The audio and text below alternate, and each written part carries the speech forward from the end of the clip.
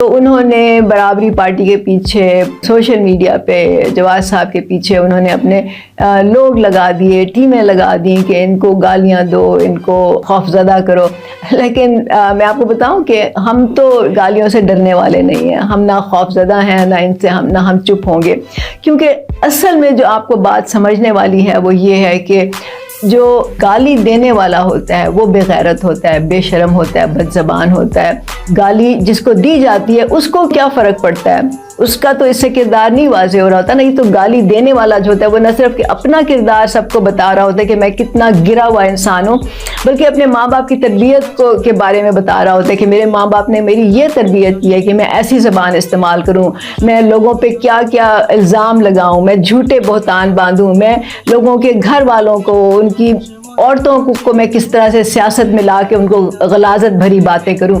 یہ وہ کر رہا ہوتا ہے. اور پھر اس کے ساتھ ساتھ وہ اپنے لیڈر کی بات کر رہا ہوتا ہے، لیڈر کی وہ پہچان بنا رہا ہوتا ہے کہ ہمارے لیڈر نے ہمیں یہ سکھایا ہے کہ تم ایسا کرو. تو اس سے جو ثابت ہوتا ہے وہ عمران خان کی اور اس پوری جو جماعت ہے پی ٹی آئی جماعت، اس کا کردار جو ہے وہ ایک ایسا بن چکا ہے کہ سب اس سے نالاں ہیں اس وقت، اور سب کو پتہ چل گیا.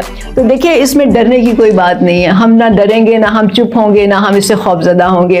ہم تو یہ بات کرتے رہیں گے کیونکہ یہی بات جو ہے وہ سچ ہے. جو عمران خان نے اس ملک میں فساد مچایا ہے، جو انتشار پیدا کیا ہے، تو یہ بات کرنی ہے اور بہت ضروری کرنی ہے. تو ہم آپ کو بھی یہ حوصلہ دلانا چاہتے ہیں، عام لوگوں کو، کیونکہ میں دیکھتی ہوں کہ عام لوگ بھی تھوڑا سا ڈر جاتے ہیں.